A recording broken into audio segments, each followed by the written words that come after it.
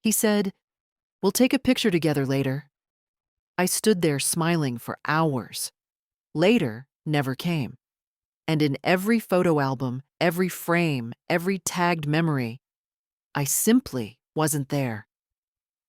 The wedding was held at an old converted barn north of Des Moines, with whitewashed beams and fairy lights hanging from the rafters. Luke had always said he wanted something simple but elegant. That's what his bride called it when she thanked the vendors on Instagram. Simple elegance with a touch of magic. I was in the third row, left side. Not quite family, not quite guest of honor. Somewhere in between. They seated me next to the groom's elementary school soccer coach and a cousin I hadn't seen since 1982. I wore navy, not black. It wasn't a funeral, but a dignified blue that I'd had tailored just for the day. I'd even curled my hair myself that morning, standing under the bathroom light with trembling hands and a quiet determination not to look tired in the photos. When Luke walked down the aisle in his tailored gray suit, I felt something in my chest tighten. He looked sharp, handsome. Nothing like the toddler who used to crawl into my lap with sticky fingers and ask me if I believed in dragons. After the ceremony, people started milling around the cocktail tables. Champagne flutes clinked. Everyone with a phone turned into an amateur photographer. I saw people taking selfies, posing in front of the flower arch, laughing, adjusting ties. The air smelled like roses and heat. That's when Luke passed by me on the patio and patted my hand. "We'll take a picture together later, Grandma, I promise." I smiled, of course. I said, "Of course, darling." What else does a woman say when her grandson says later? I stood near the side doors for most of the reception. The wooden benches inside were too hard and the noise too much. I didn't dance, didn't drink. I just watched. Waited. And every time I saw a camera go up, I straightened my shoulders, smoothed the front of my dress, tilted my chin just so. But no one pointed a camera my way. At one point, I saw Luke and his bride laughing with her college friends, posing with her sorority sisters, doing a dip kiss in front of the catering truck. The photographer, a young woman in jeans and a black blazer, buzzed around them like a hummingbird. There were photos with her parents, his parents, the bridesmaids, the groomsmen, the flower girl, even the dog.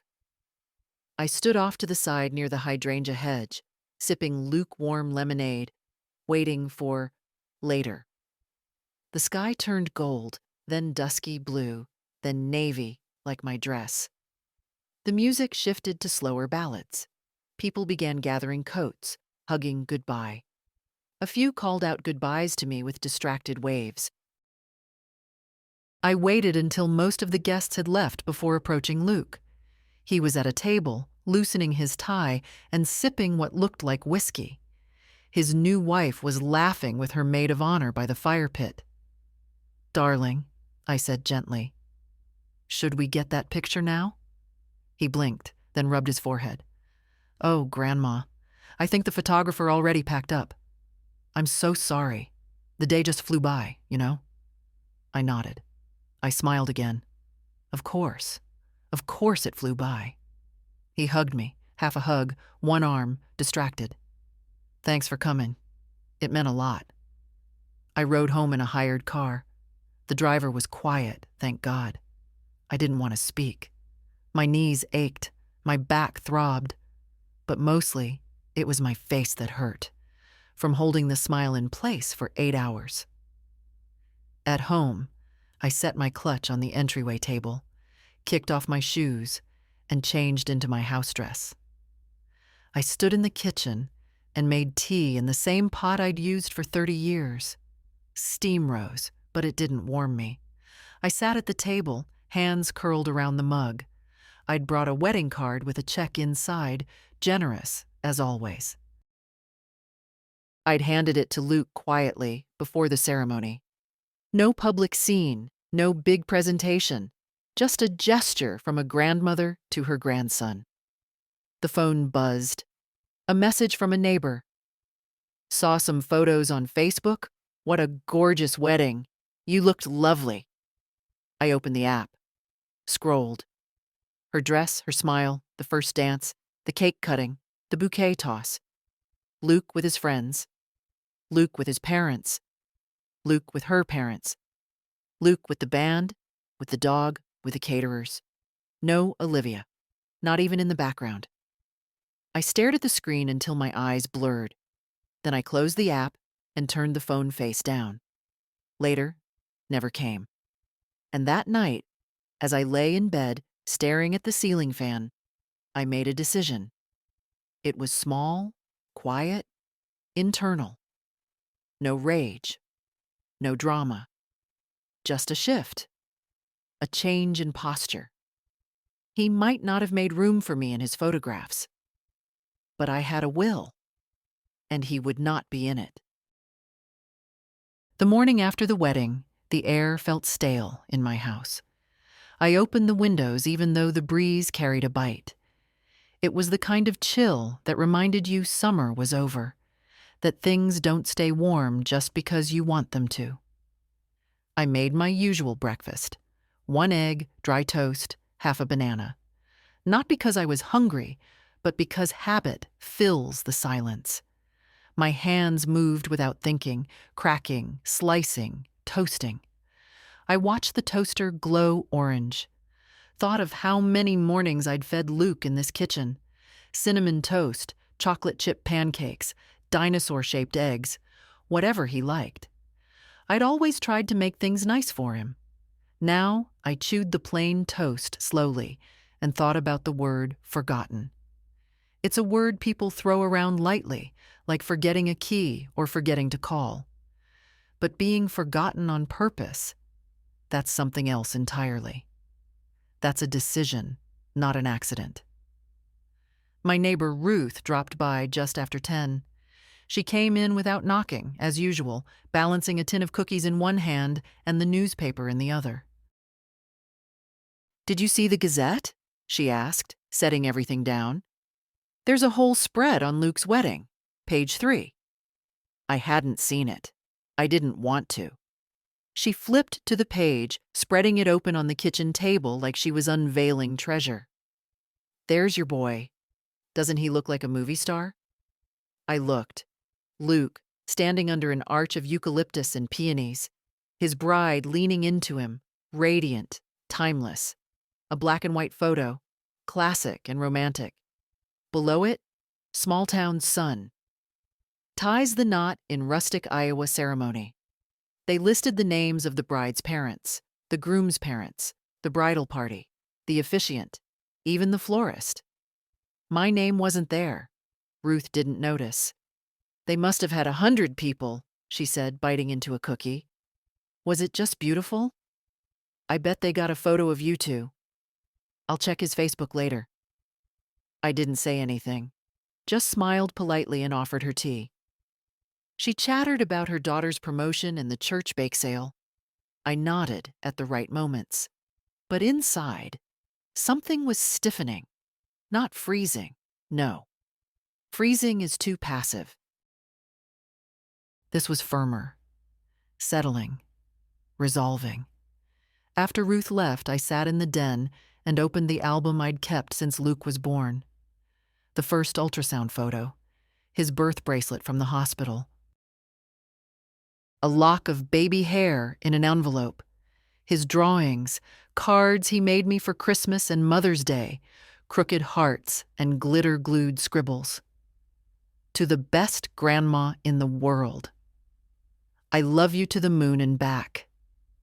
I ran my fingers over the paper, remembering the weight of him on my hip, the way he used to insist on holding my hand even at age 10. The silence of the room pressed in. The clock ticked too loudly. My tea had gone cold. I stood and walked to the closet in the guest room. On the top shelf, in a blue plastic folder, were the legal papers. My will. My medical directives. Copies of insurance policies. For years, everything had been arranged neatly. My house, my accounts, my belongings, all to be split between my son and my grandson. Because that's what family does. That's what I believed. But now I pulled the folder down and placed it on the dining table. I flipped through the pages slowly, reading each line like it belonged to someone else. The wording was so familiar. To my beloved grandson, Luke McKay, I leave. I read the sentence 3 times. Then I picked up a pen. I didn't cross anything out. Not yet. I just held the pen above the paper and let the weight of it settle in my hand. Luke had a habit of saying he'd call me later, of waving vaguely across the room, of sending Christmas cards with printed signatures and no note inside. I'd excused all of it. He's busy. He's young. He'll come around. But he was old enough to rent a venue and hire a photographer and post a dozen photos of himself online. Old enough to give a speech thanking everyone who shaped who he is today and not glance once in my direction. I put the pen down. I wasn't ready to change the will. Not yet. But I wasn't leaving it the way it was, either. Instead, I opened a new folder on my desk, labeled it Revision, Private. In it, I wrote a single note. He said we'd take a photo together, he said later. But there was no later. I waited the whole day, the whole week. I looked through every photo. I wasn't in any of them. If I don't belong in the memories, I won't belong in the legacy either. Then I closed the folder, locked it in the drawer, and stood by the window. Outside, the wind had picked up. Leaves blew down the street like something trying to escape. I watched them go. The week drifted by like fog over a cornfield, slow, quiet, dull around the edges. I didn't hear from Luke. Not a text. Not a call. Not even one of those cheery, forwarded memes he sometimes sent, like a digital pat on the head. His silence wasn't loud. It was ordinary, casual, and that was worse, because it meant he didn't even feel the absence. On Thursday, my son Malcolm called. "How are you, Mom?" He always opened with that, like an obligation, a reflex more than a question. "I'm well," I said. "Tired, maybe. And you?" "Oh, you know, work's been a lot. Audrey's dealing with that sinus thing again." There was a pause. He cleared his throat. "Listen, I know the wedding was a lot, but it was a beautiful day, huh?" I stared at the vase of half-dead chrysanthemums on my table. It was. "They're settling in. Luke says the honeymoon was wonderful. He mentioned you looked nice at the ceremony." I almost smiled at that, but not nice enough for a photo. Malcolm didn't answer right away. I heard the soft rustle of papers on his end. I'm sure it wasn't intentional. "Weddings are hectic, Mom. Things slip through the cracks." I leaned back in the kitchen chair and stared at the ceiling. No one forgets the photographer, or their grandmother. He sighed. "Come on, don't be like that. Luke loves you." I didn't answer. Malcolm's tone shifted. That mild irritation in his voice. The same one he used when he was 10 and I asked him to clean his room. "Look, maybe you're taking this too personally. I mean, you were there. You were part of the day." I could almost hear his shrug. I was seated next to a man who once coached Luke in 3rd grade and couldn't remember his name, I said calmly. No one introduced me to the bride's family. No one asked if I needed anything.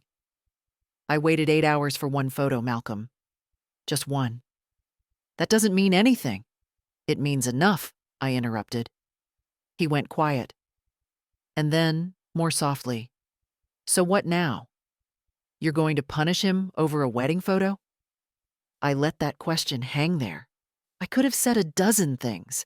I could have told him about the Christmases where Luke skipped my house entirely, about the birthday dinners that never materialized, about the time I sat alone in the church pew during Malcolm's vow renewal because Grandma doesn't like to travel, when in fact, I was never invited.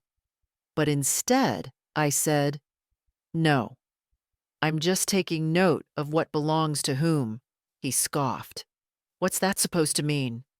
"Nothing, darling, just housework, paperwork." Malcolm muttered something under his breath, then said, "Anyway, Luke might stop by next weekend. He's got some boxes in your garage. He said he'd come by and get them." I nodded, though he couldn't see it. "I'll be here." After he hung up, I stood for a long time in the center of the kitchen. The fridge hummed. The clock ticked. A truck rumbled past outside.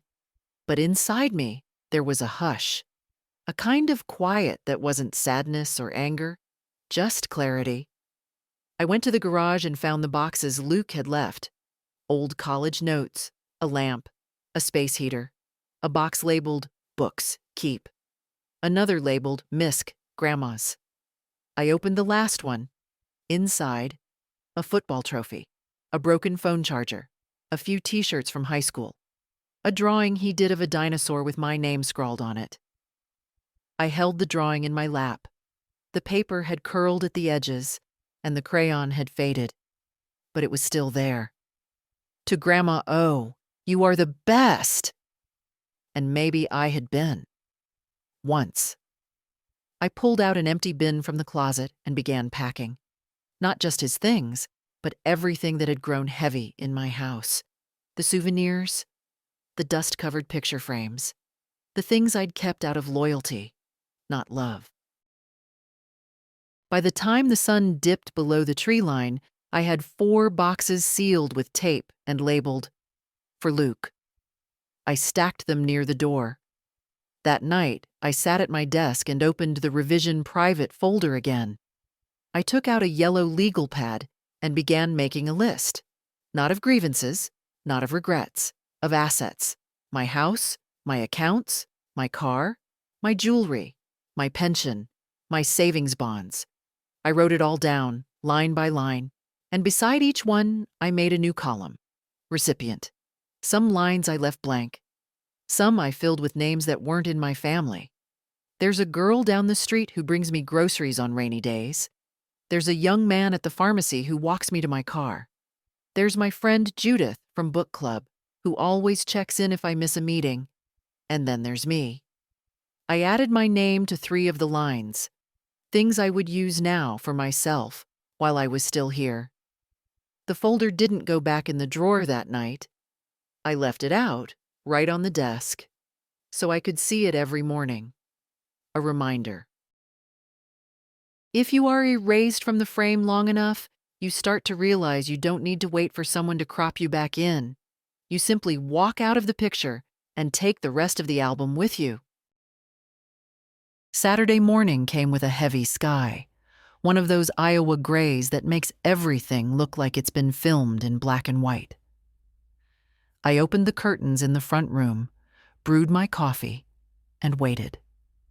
Luke was supposed to come by sometime in the morning for the boxes. He hadn't confirmed. He never did. But I had set the bins near the door the night before, lined up like passengers waiting for departure. At 10:48, I saw his car pull into the driveway, a dark blue SUV, shiny and spotless. Not the one I helped him buy in college. That one had long since been traded in. He sat inside for a minute before getting out. He didn't knock. Just opened the storm door and stepped in like it was still his home. "Hey, Grandma," he called. His voice still had that boyish lilt, that easy charm. "In the kitchen," I answered. He walked in holding his phone, barely glancing up. "Sorry I didn't text. Things got hectic this morning." "It's fine," I said. "Coffee?" He shook his head. "Nah, can't stay long. We've got a housewarming thing for one of Annie's friends." "Just came for the boxes." They're by the door." He nodded and walked back out of the room. I listened to the cardboard rustle as he lifted them, one by one. After the third box, he paused. "What's this one? Misk? Grandma's?" I dried my hands on a towel. "Things you left here over the years. Didn't want to throw anything away in case you still cared for it." He opened the box and pulled out the dinosaur drawing. I saw his brow furrow. "Wow," he said. "I made this?" "You did," I replied. He held it for a moment, then set it back into the box without comment. I watched him. Not with malice, not with hope. Just curiosity. Would he say anything? Would he remember? Instead, he picked up the last box and said, "That should be all. Thanks, Grandma." He headed toward the door, then stopped. "Oh, did you get the wedding pictures? Annie's been putting together an album." "I saw them online," I said. He winced slightly. "Yeah, about that. I meant to send you a print or two. Things just got crazy. But we'll get you one." "No rush," I said. After all, I wasn't really in them. Luke opened his mouth, then closed it. Rubbed the back of his neck like he did when he was caught off guard. I thought we had one together," he said. "We don't." Another pause. The kind that stretches too long to be comfortable. "I'm sorry, Grandma. I really am. It wasn't on purpose." I nodded, though I didn't believe it mattered. "Do you remember what you said that day?" I asked. "About the photo?" He frowned. "I don't know. Probably said we'd take one later." "You did." He looked at the floor. "I didn't mean to leave you out." "I know," I said. "That's the part that hurt." He didn't have an answer for that. Just adjusted the strap on one of the boxes and said, "We'll talk soon, okay?" "Sure." He left. The screen door clicked shut behind him. I stood there, holding the towel in my hands, twisting it slowly. The silence after he left wasn't sad. It was sharp, like the air after thunder. Clear. I felt awake in a way I hadn't in years. That afternoon, I pulled the old photo albums from the bookshelf. The leather-bound ones I used to keep meticulously, birthday parties, first days of school, summer vacations. Luke was in all of them, grinning in Halloween costumes, holding report cards, sitting on my lap. I took them down, one by one, and began the slow process of sorting. Some photos I kept. Some I set aside. Some I quietly placed in a separate envelope marked Return. I wasn't erasing him. I was just giving him back what was his. By evening, the shelves looked bare but honest. The remaining photos told a different story, not of who I raised, but of what I loved. Pictures of the garden in full bloom. My husband, Harold, with dirt on his face and a smile that filled the frame. My friend Ruth and I at the state fair, holding corn dogs and laughing. Me, sitting on the porch with a book and the cat curled at my feet. Me, standing by the apple tree I planted the year Luke was born. Me, alone, but whole. I made a new album, just for those. Labeled it Mine. Later that night, I sat down with a cup of mint tea and the Revision Private folder. I flipped to the asset list, took a red pen from the drawer, drew a line through Luke's name on the house. There was no anger in my hand, just steadiness. Then I wrote a new name in the margin. I hadn't decided who it would go to yet, but it would be someone who saw me. Someone who would remember, not to take a picture, but to be present. Because photographs are nice, but presence, real, attentive, willing presence, that's legacy. And Luke had already stepped out of the frame. On Monday, I called my lawyer. His name was Stuart Bell, a quiet man with a sharp mind and soft shoes. We'd first met when Harold died.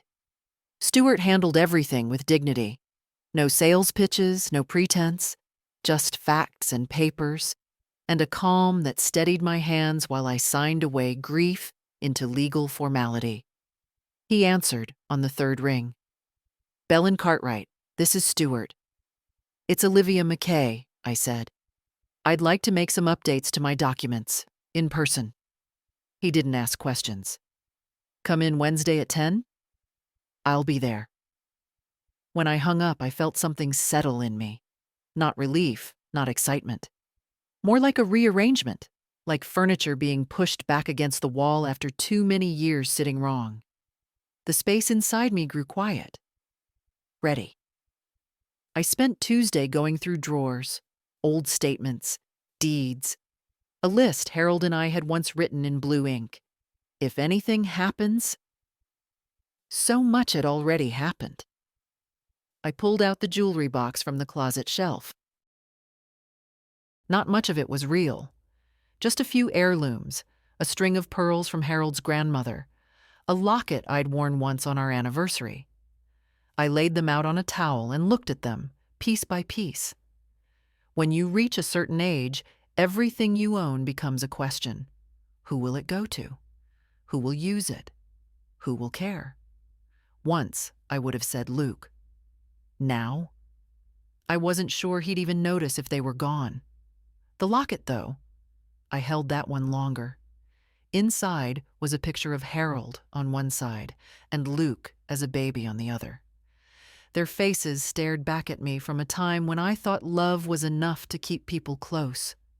I snapped it shut. Maybe love is enough, but it only works if it moves in both directions. Wednesday morning, I wore my navy coat and carried my documents in a stiff leather folder. The wind was brisk, snapping flags against poles as I walked from the parking lot to Stuart's office. The sky had that winter glare, too bright, too cold, the kind that exposes everything. His assistant greeted me with a smile. "He's expecting you, Mrs. McKay." Stuart's office was the same as I remembered. Wood paneling, neat stacks, a ficus plant that had somehow survived the last 15 years. "Olivia," he said, standing to shake my hand. "You look well." "I look determined," I replied, and that made him chuckle. We sat. I laid out the papers. He adjusted his glasses and flipped through them carefully. "Some substantial changes," he said. "Yes." "And you're sure?" "As sure as I've ever been." He nodded once. "Then let's begin." We spent an hour reviewing each clause. I removed Malcolm and Luke as primary beneficiaries. I added language about charitable donations, a scholarship fund in Harold's name, a donation to the local library, my second home for 4 decades. As for the house, I left that line blank, just for now. I needed more time. But the rest? Clear. Clean. Final. When we finished, Stuart leaned back. "This is thorough," he said. "A good document. Fair." "It's not about fairness," I said. "It's about accuracy." He studied me for a moment. "Would you like to leave a letter with it? Something to explain?" "No," I said. "They'll understand. Or they won't. But they'll know it wasn't an accident." I signed my name. Stuart notarized the pages, stamped the corner, slid everything into a blue folder. "It's done," he said. I nodded. On the way home, I stopped at the diner near Main Street. The waitress knew me by name, brought me coffee without asking, called me Un. I ordered eggs and toast and sat near the window, watching people go by. 2 boys rode past on bicycles. A woman walked her dog. A delivery driver loaded crates into the bakery. Ordinary life. Honest, unnoticed, constant. I liked that no one in the diner knew who I used to be in my family. No one saw me as Luke's grandmother, or Malcolm's mother, or Harold's widow. I was just Olivia, ordering eggs and minding her own business. That afternoon, I returned home and placed the new will in the fireproof box at the back of the closet. next to old passports and marriage certificates, and that one letter Harold wrote me before his surgery in case he didn't come back. I read it again. Liv, if you're reading this, it means I left early. I hope not. But if I did, I want you to live exactly how you want. No guilt. No waiting on anyone. You've earned your peace. Take it. I folded it carefully and placed it on top of the will. Then I brewed another cup of tea and sat on the porch as the sun dipped behind the trees. I thought of Luke, of his smooth excuses and distracted eyes, of the wedding dance I watched from the shadows. I thought of how silence isn't always cruelty. Sometimes it's just clarity, and sometimes clarity is exactly what you need to start over. The next Sunday, the house was too quiet. Not the peaceful kind, the hollow kind. I'd done all the chores by noon, laundry folded, dishes washed, the bird feeder refilled. I even scrubbed the baseboards in the hallway just to give my hands something to do. But by 2 o'clock, I was restless. So I went for a walk. There's a stretch of sidewalk that winds past the Methodist church, loops through the park, and ends near the small lake where Harold and I used to take Luke when he was little. We'd bring stale bread for the ducks and lemonade in a thermos. Luke used to name every duck, called one of them Captain Waddles. I walked slower now. My knees didn't like the cold, but the wind off the water was soft that day, brushing past my collar like a whisper. I sat on a bench under the willow tree, the one that used to shelter us from summer sun. There were no ducks, just ripples. And then I heard her. "Mrs. McKay?" I turned. A young woman in a puffer coat waved from the path. Her cheeks were pink from the air. "Carmen," I said, recognizing the cashier from the pharmacy. She was maybe 30, with kind eyes and a soft voice that always asked if I needed help carrying anything. She sat beside me without asking. "You come here often?" "I used to," I said. "Not as much lately." She nodded, pulled out a bag of almonds. "Want some?" I laughed softly. "Depends. Are they salted?" "Lightly. Doctor's orders." We shared them in silence for a minute. Then she said, "My grandma passed last year. I still walk her dog sometimes. Feels weird not having anyone waiting at the other end." I looked at her. "What was her name?" "Ramona. She raised me mostly. My mom was complicated." I nodded, understanding more than I said. "She taught me how to sew," Carmen continued. "Wouldn't let me leave the house in anything with holes. Said if you present yourself like you matter, eventually the world will agree." She was right. I still sew patches on my jeans, just for her. We sat quietly for a while. Then she asked, "Do you have family nearby?" "I have a son," I said, "and a grandson." She smiled. "That's nice." I didn't correct her. Before we parted, she said, "If you ever need help with groceries or anything, just let me know. I live on Pine Street." "I might take you up on that," I said, and meant it. Back home, I stood in my hallway staring at the photos still on the wall. Most of them were family pictures. Luke as a toddler, Malcolm on his wedding day, the whole group at the cabin in '02. I pulled them down one by one, not out of spite, out of space. The frames went into a box in the closet. I didn't throw them away, just moved them out of sight. In their place, I hung the landscapes Harold used to paint in the garage, rolling hills, distant barns, a field of sunflowers that never quite looked finished. But they were ours. His, then mine. Honest and quiet. That evening, I wrote a letter. Not to Luke, to Carmen. "Dear Carmen, you offered help today without knowing anything about what I might need. That's rare. And it meant more than you know. I told her about the extra pears on my tree in fall, about the old books I'd be giving away soon. I told her she reminded me of someone I used to be proud to be. I didn't mention Luke at all. When I sealed the envelope, I felt something shift. For years, I'd been writing checks and baking pies and waiting by the phone, thinking if I just kept giving enough, they'd remember I mattered. Now, I was starting to remember it myself. That night, I made dinner just for me: pork chops, applesauce, and roasted carrots. I set the table, lit a candle, sat in the chair Harold used to use and didn't cry about it. I was still here, still warm, still eating, still someone. After dinner, I went into the back room and opened the safe. The documents were still there, untouched since the meeting with Stuart. I pulled out the envelope labeled House and stared at the blank line. And then, for the first time, I wrote something. Just a name. Not a family name, but one that had come to mind as I ate almonds with a girl under a willow tree. Then I placed the paper back inside, shut the safe, and went to bed.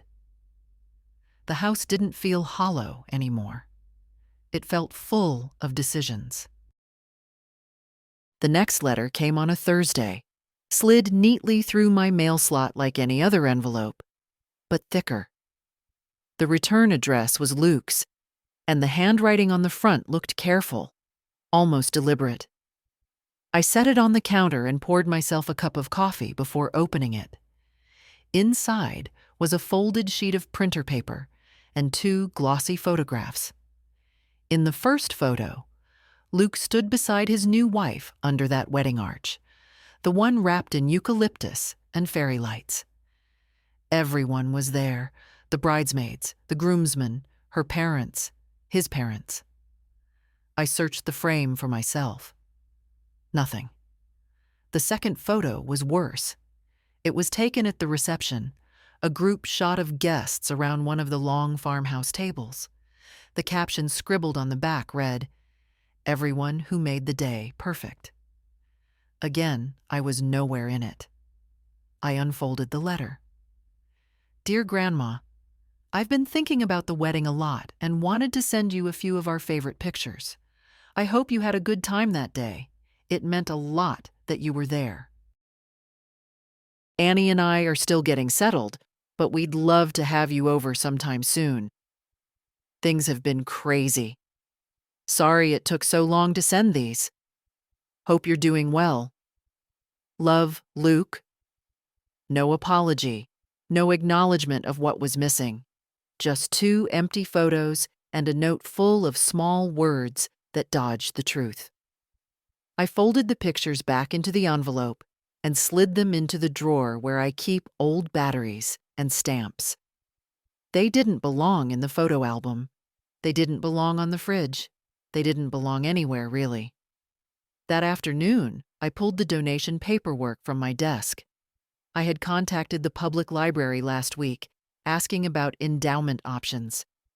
The director, a woman named Rachel, called me personally. "We have a youth reading program that's underfunded," she said.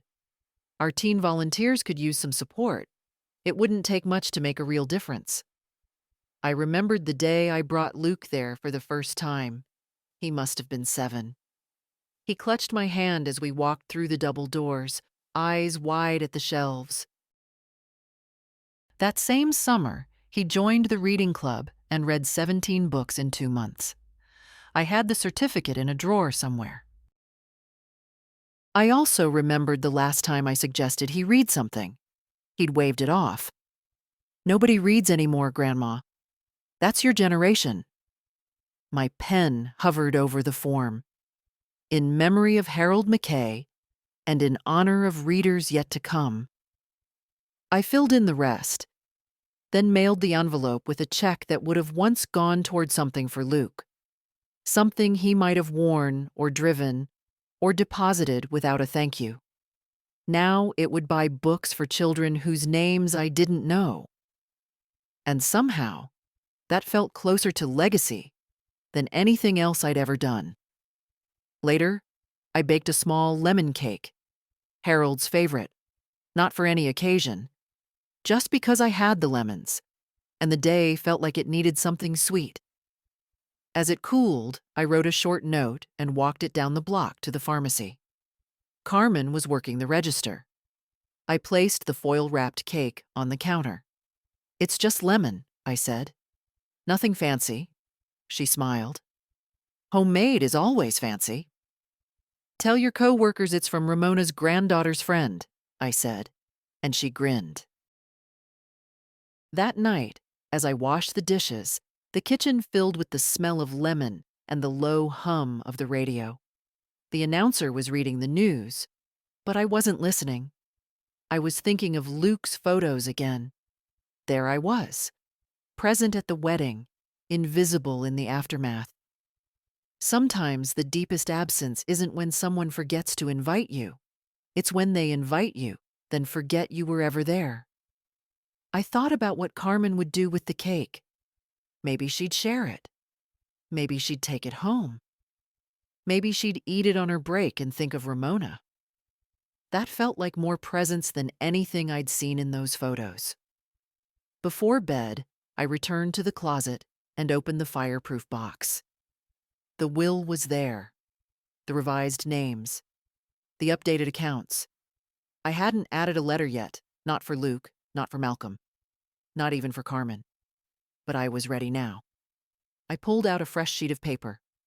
At the top, I wrote, "In the end, presence mattered more than proximity." Then I started writing everything they would never expect to read. Because if they were going to be surprised by something, it wouldn't be my absence from a photo. It would be the clarity of my voice in the one place they couldn't edit me out. 2 weeks later, Malcolm called again.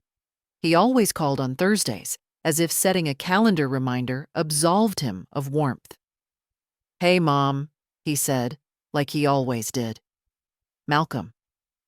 "I was talking to Luke," he began, already sounding defensive.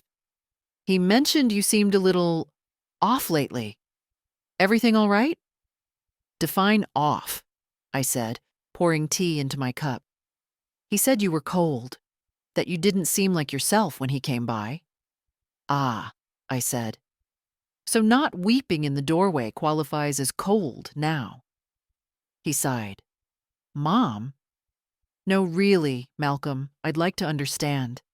What was I supposed to do? Thank him for mailing me photos I wasn't in? Or maybe applaud the effort of pretending I was part of something I clearly wasn't?" There was a long pause. "He's trying," he said finally. "Trying what, exactly? Trying to pretend?" "He's young. He doesn't always think." "He's 32, I snapped. "Old enough to sign a mortgage. Old enough to plan a wedding. Old enough to know when someone's standing alone at the edge of a crowd." Malcolm fell silent. When he spoke again, his tone had changed, lower, flatter. "So this is what it's going to be? Some kind of punishment?" "No," I said. "It's not punishment, it's correction." He didn't like that. I could tell by the exhale that hissed through his teeth. "You're rewriting your will, aren't you?" I didn't answer. "You think I don't know? Luke said you were asking about endowments, donations, taking photos off the walls." "Luke notices what's missing," I said. "Not what's there. That's been the problem all along." Another pause, then a shift in tactic. "We're your family," he said. "We've always been your family." I took a sip of tea. "And yet, I've never felt more alone than I did surrounded by all of you." That was the truth, and we both knew it. Malcolm didn't argue. Just mumbled something about needing to go and hung up. I placed the phone on the table, gently, and let the silence return. It didn't scare me anymore. I was starting to like its company. That Saturday, I went to the library. Rachel, the director, greeted me at the front desk. "Mrs. McKay, your letter was lovely." I meant every word, I said. We'd love to name the reading room after your husband, she said. The Harold McKay Literacy Wing. I smiled. He would have blushed himself red. She led me through the stacks, past the rows of children's books, to a corner room with soft lighting and beanbag chairs. This is where we'll start the new program. I'd like to volunteer, I said. Rachel blinked. Really? I read well, I said. And I have time. That's more than most can offer. She laughed. We'd love to have you. We spent the next hour going over the curriculum, story time, after-school help, a weekend writing club. I took the schedule home and pinned it to my refrigerator. That evening, I pulled down the last family photo from the hallway wall. It was one of those posed studio shots. Luke as a teenager, Malcolm with dyed hair, me in a sweater with shoulder pads that had no business existing. I studied it for a moment. Then I flipped it over and wrote one word on the back. Before. I placed it in the box with the rest. Not trash. Not keepsake. Just done. Then I lit a candle, made myself a sandwich, and sat by the window to watch the street lamp flicker on. I was starting to feel something again, not joy, not quite, but freedom. The freedom of saying, this space is mine now. Of building a new story, one not written in the margins of someone else's life. And tomorrow, I would read to children whose eyes lit up when someone spoke just to them. No photos needed, just presence, the kind that doesn't forget you were there. I started reading at the library on Tuesday afternoons. They gave me a lanyard with my name printed on a plastic badge, Olivia McKay, volunteer. I wore it like armor. The first session was small. 4 children, 3 girls and a boy, all between 7 and 10. They sat on beanbags shaped like animals and looked at me with the kind of cautious curiosity kids have for anyone over 60. The book was Charlotte's Web. I'd brought my own copy, the same one I used to read to Luke when he was little. His name was still scrawled inside the front cover, written in green marker. I thought I might hesitate, that the name would stop me cold, but it didn't. I read it aloud, slowly, with rhythm. The children leaned in, whispering guesses, laughing in the right places. One of the girls, Lila, chewed on her sleeve while she listened, her eyes wide at every sentence. Afterward, she asked, "Are you coming back next week?" "Yes," I said. "I'll be here." When I left the library that afternoon, the air smelled like warm pavement and pine mulch. I walked a little slower, not from age, but to make the moment last. That night, I wrote another letter. This one wasn't to Carmen or the library. It was to myself. Dear Olivia, you waited years for someone to show up for you the way you showed up for them. You cooked. You funded. You called.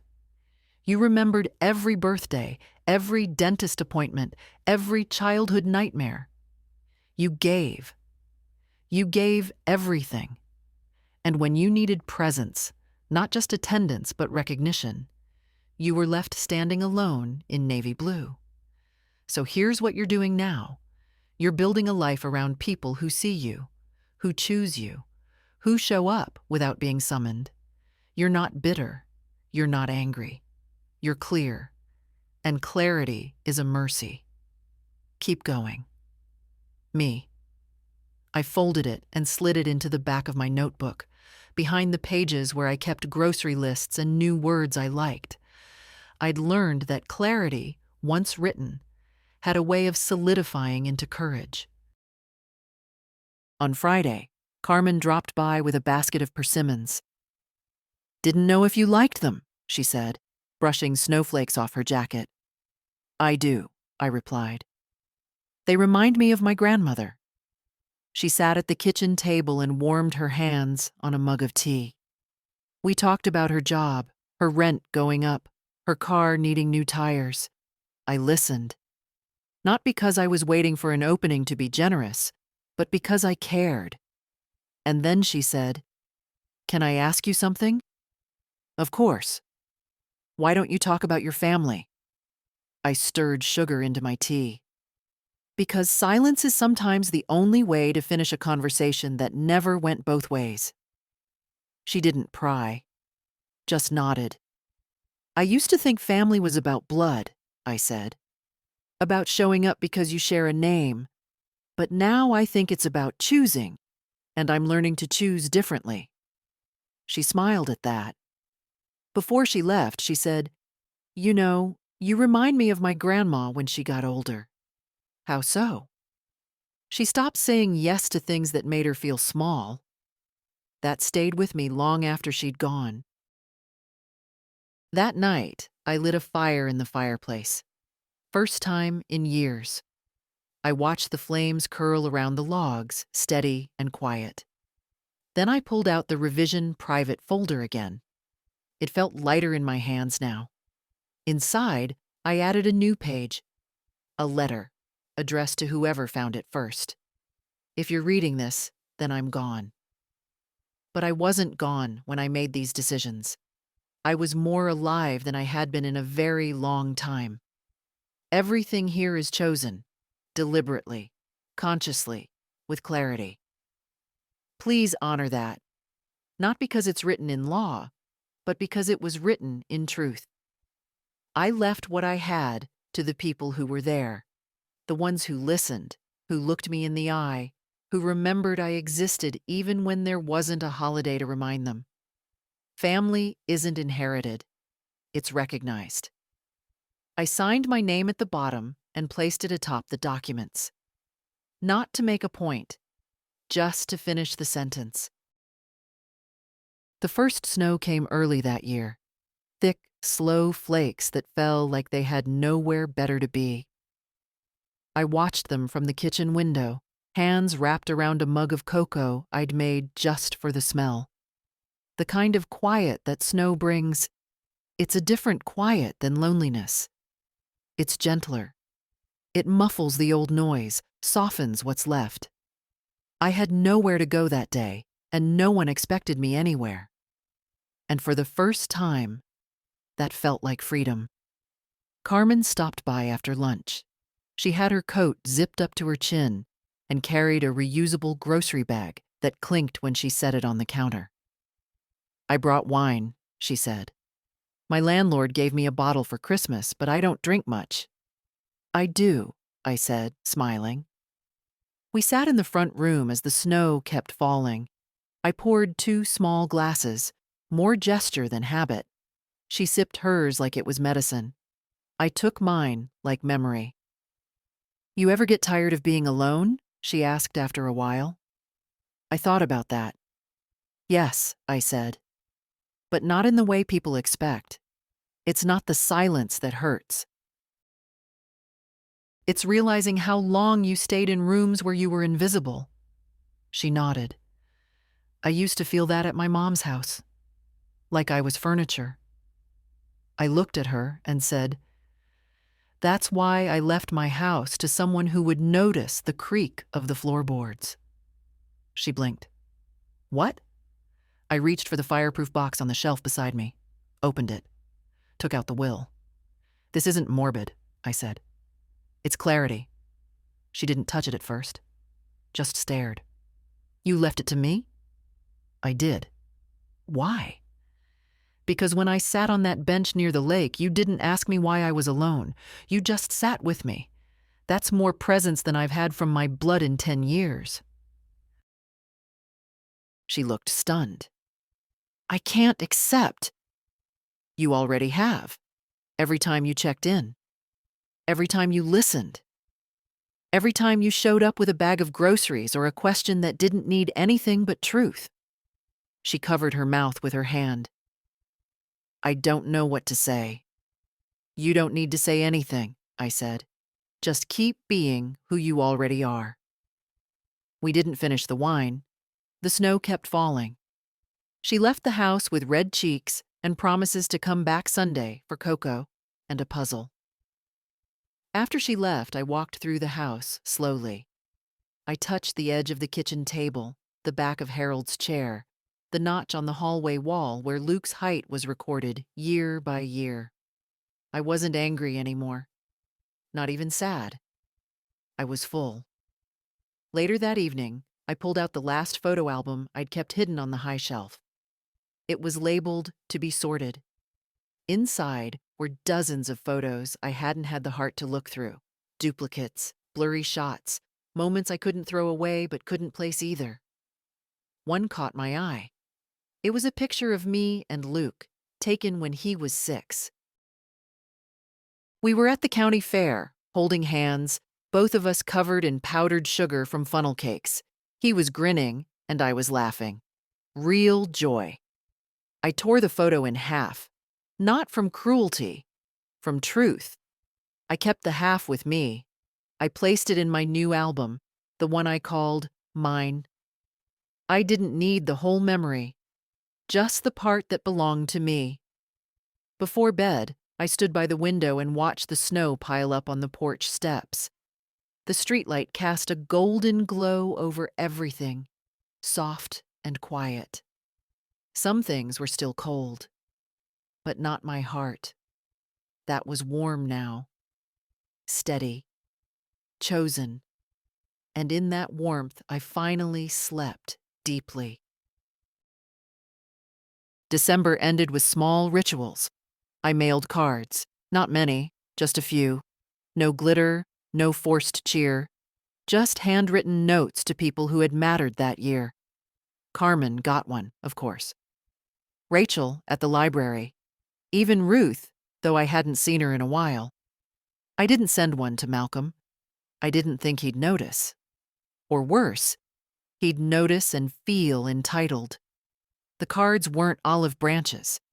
They were acknowledgments. Thank you for showing up. Thank you for seeing me. On New Year's Eve, I stayed in. Cooked lentil stew, the kind Harold used to make with too much pepper. I played old jazz records and danced a little in the kitchen, one hand on the counter for balance. It wasn't celebration. It was presence. At midnight, I opened the window and let the cold air in. Just for a moment. Long enough to feel the difference between inside and out. I whispered, "Thank you," not to anyone in particular, just to the year that had finally clarified who I was without anyone else's framing. In January, I began tutoring at the library on Thursdays, not just reading aloud. Rachel gave me a small group, 3 kids who struggled with writing. One of them, a boy named Marcus, had trouble with verbs. He could describe anything, but couldn't pin it down with action. "It's like the stories just float," he told me. "Then we'll learn to anchor them," I said. Every week, he came back with a little more confidence, a little more strength in his sentences. His mother stopped by once to say thank you. "He actually likes books now," she said. "You did that." I didn't correct her, but I knew it wasn't just me. It was presence. Regular, quiet presence. Showing up even when you weren't asked to. Especially then. Around the same time, Carmen brought over a space heater she didn't need. "Just in case yours ever breaks," she said. I told her she was turning into the kind of person who made old women believe again. She rolled her eyes but smiled. That Sunday, I found a small package on my porch. No note. Just my name on the front in Sharpie. Inside, a framed photo. It was from years ago. Me and Luke, taken by someone I couldn't remember. I was holding a bowl of potato salad, Luke's arm slung around my shoulder. We were both laughing at something off camera. On the back, someone had written, "I found this. Thought you might want it back." There was no signature. I stared at the picture for a long time. I didn't feel joy or pain, just recognition. Yes, that happened. Yes, that version of him once existed. Yes, I had mattered then. I placed the photo on the shelf in the back room. Not in the hallway. Not in the kitchen. Just somewhere I could see it if I wanted. But only then. Because I had no intention of letting the past sneak back in through flattery or fragments. Not now. Not after all this work. A week later, I ran into Malcolm at the grocery store. Pure accident. He was in the canned goods aisle, scanning labels like they owed him something. We locked eyes. He smiled, but it didn't reach his eyes. Mom. Malcolm. We stood there, both holding baskets. His had beer and tortilla chips. Mine had lentils and oranges. He looked tired. Older. I was going to call, he said. We've been meaning to invite you over. For what? He blinked. Dinner. Out of guilt? He flinched. No, of course not. I nodded. That's good, because guilt isn't much of a seasoning. He shifted his weight. You don't make this easy, Mom. I made everything easy for 30 years, I said. You just didn't notice. He looked down. I stepped past him. Take care, Malcolm. He didn't follow. I didn't look back. That night, I added another line to my letter in the folder. Just because someone once loved you doesn't mean they get to keep forgetting who you are. I underlined it twice. Then I poured myself a glass of that leftover wine and sat by the window. Outside, the snow was finally melting. Patches of grass pushed through like small truths. It was still winter, but not for long. By February, I had settled into a rhythm that no longer required explanations.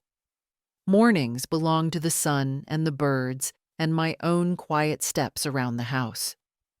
Afternoons were for the library or letters, or sometimes just sitting in the living room, watching the light move across the floor. Evenings were tea and writing, my kind of prayer. One morning, I got a letter from Rachel. Not email, not a printed flyer, a real letter in her handwriting. It was a thank you note for the donation. But more than that, it was gratitude in its truest form. Your generosity didn't just help us buy books, Olivia. It told the kids their stories matter. And when someone believes that, they start writing more than just sentences. They start writing themselves into the world. I read that line 3 times. Let it settle. I knew what she meant. All those years, I'd poured myself into family, believing that love would be enough to keep me real in their lives. But you can love someone so much, you vanish trying to hold their attention. Now, I was being seen not for my effort, not for my history, but for my presence, for showing up and staying visible. I kept the letter, pinned it on the fridge. That week, Carmen helped me rearrange the back room. We moved the sewing machine to the window and brought up the cedar chest from the basement. She asked about half the things I'd packed away: quilt squares, old fabrics, a pair of baby shoes. These were Luke's, I said, holding one in my hand. You kept them all this time? Not because I thought he'd want them, because I couldn't bear to throw away proof that I was once needed. She didn't say anything for a while, just watched me set the shoes gently back in the chest. You were always needed, she said. He just stopped deserving it. It was the kindest kind of cruelty, what she said, and the most accurate. That weekend, I sewed again. Nothing fancy. Just a simple patchwork quilt with squares I'd saved for too long, pieces from Harold's flannel shirts, a strip from an apron I wore in the 70s, a cotton napkin that once sat on our Thanksgiving table. I stitched the past into something warm, something useful. I planned to give it to the library's reading corner, a blanket for the children to curl under while they listened to stories. It felt better than keeping it in a trunk for a boy who might never remember the smell of his grandmother's kitchen. Around the same time, I received a letter from a law office in Des Moines. not Stewart's. A firm I didn't recognize. Inside was a brief message from Malcolm. Typed. Cold. We've learned that significant changes were made to your estate. While we respect your right to manage your affairs, we would appreciate the opportunity to discuss these choices. No greeting, no dear mom, no mention of anything human. I folded the letter and slid it into the back of the drawer. He didn't want a conversation. He wanted correction. He wasn't going to get either. The next day, I mailed a handwritten note. Not to Malcolm, to Stewart. No changes. Everything remains as is. Let them learn the value of silence. I have. A few days later, Carmen and I went to the lake. It was still half frozen, the ice cracking gently near the shore. We brought hot tea in a thermos and a paper bag of leftover muffins. We sat under the willow tree again, where it all started. "I can't believe you chose me," she said quietly. "I didn't," I replied. "You chose me. Every time you stopped to ask, every time you stayed to listen." She nodded. "Do you regret any of it?" she asked. "Not anymore." And I meant it, because the truth is, grief isn't always about death. Sometimes it's about outgrowing the place where you were once loved. And that grief, once you name it, doesn't own you anymore.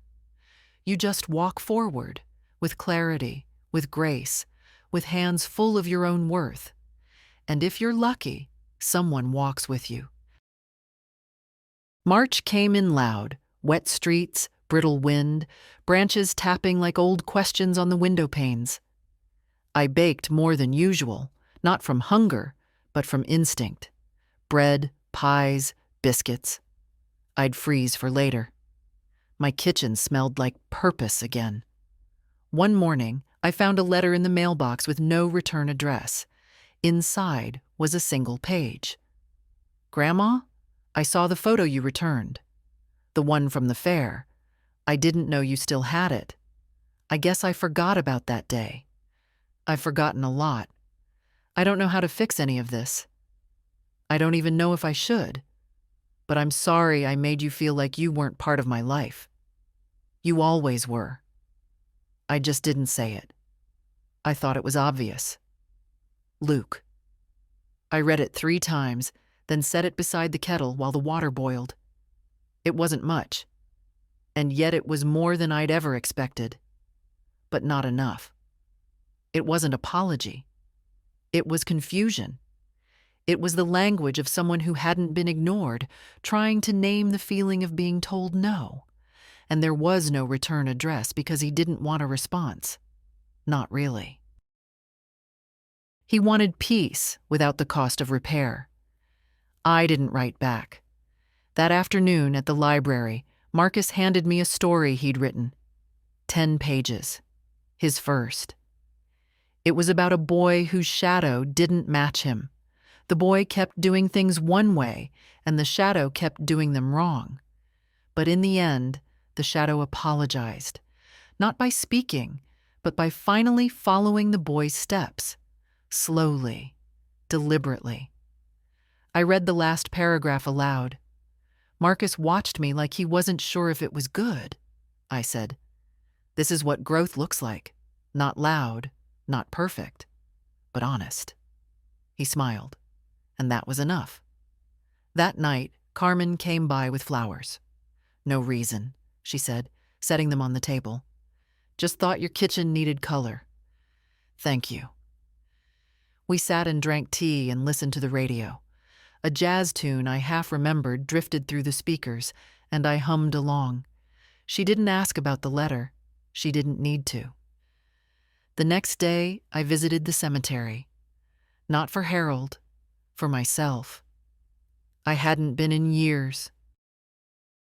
Not because I was avoiding him, but because I wasn't ready to see myself through his eyes. I brought no flowers. Just sat on the bench and spoke aloud. "Would you be proud of me?" I asked, "for choosing to be visible, even if it meant being alone?" I waited.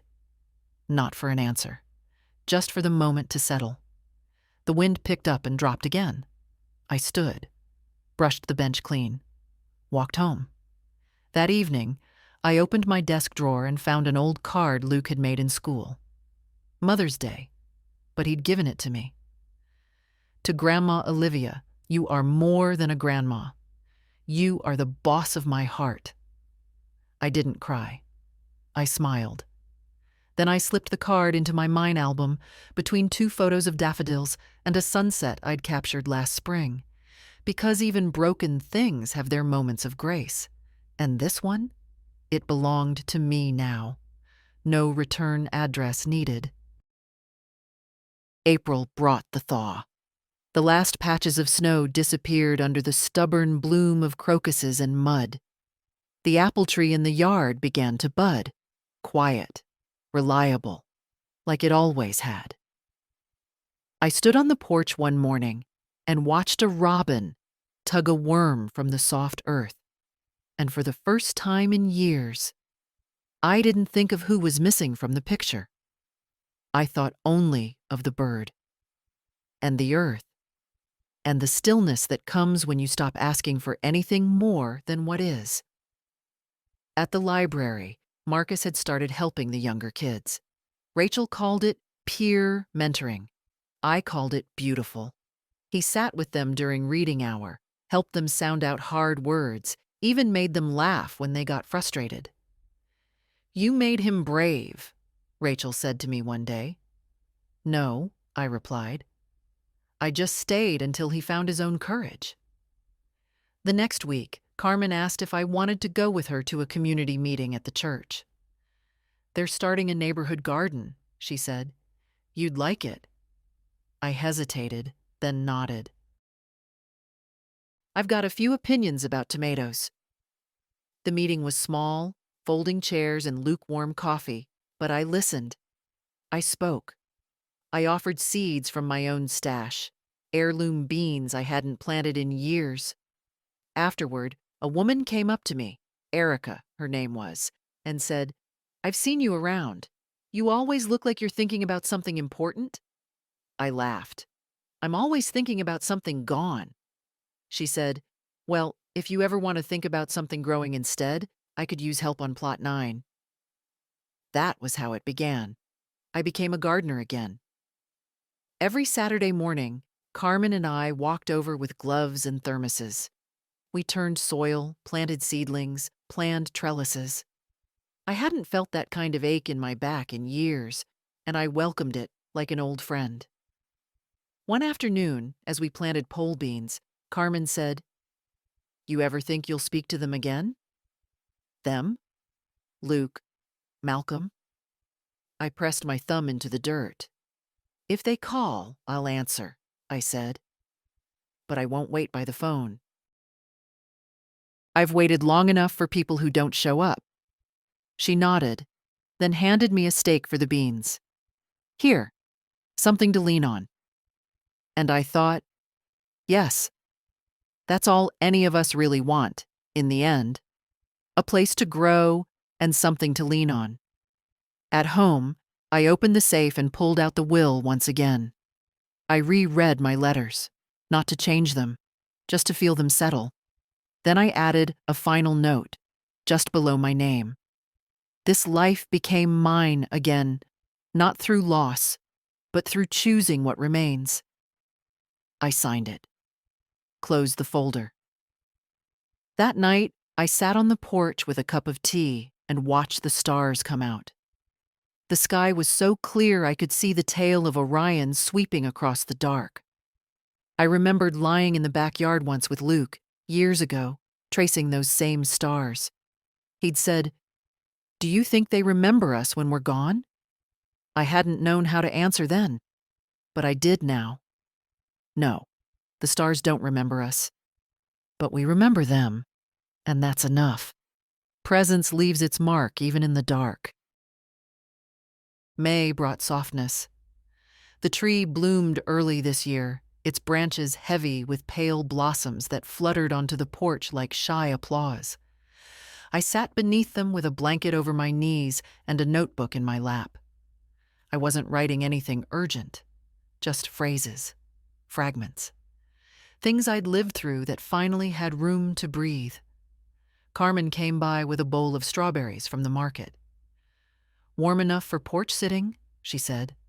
"Barely," I replied, "but I'm old and stubborn." She smiled, sat beside me, and shared the fruit. We didn't talk much. We didn't need to. The quiet between us had become a kind of language, proof that not all relationships required explanation or apology. Some just held. After she left, I stayed a while longer, watched a squirrel chase itself along the fence line, watched the wind try to stir petals it hadn't earned. Later that evening, I wrote my final letter. To whoever finds this, if you are holding these papers, I am no longer here in the way people usually mean. But don't imagine absence where there was so much presence. I lived quietly, but fully. I didn't shout to be seen. I stood still and waited for the ones who looked. What you hold in your hands is not revenge.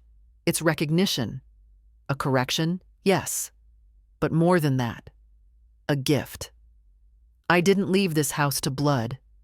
I left it to someone who looked at me like I wasn't fading. You don't owe me grief. You owe me nothing. I give this without debt attached. But if you walk these rooms, let them stay kind. Let the garden grow wild. Let the sun through the windows in the late afternoon. That was always my favorite light. And remember this: legacy isn't what you leave behind. It's what you chose to carry while you were still alive. I signed my name for the last time. Then I folded the letter and placed it on top of the will, tucked everything away one final time, and stood up slowly. The house around me didn't feel like something I was losing. It felt like something I had finally set free. That weekend, Carmen and I planted tomatoes on Plot 9. We worked until our knees ached and our backs protested. At one point, she looked over and said, "I don't think I ever said thank you." "Not just for the house, for everything." "You did," I said, "every time you showed up." By summer, the library reading room had new beanbags and shelves lined with bright covers and curious eyes. Marcus led his first group alone. I watched from the doorway, heart full, and on the first warm night of June, as fireflies blinked across the backyard, I made myself one final promise. No more shrinking. No more asking to be seen. I had already been seen by the right people, in the right ways. Not by accident, by choice. And if this story reached you, if something in it stayed with you, then you're part of it now too. So stay present, stay warm, and if it moved you, pass it on. Share it. Save it. Leave a comment below. Maybe it will reach someone who's still waiting to be remembered.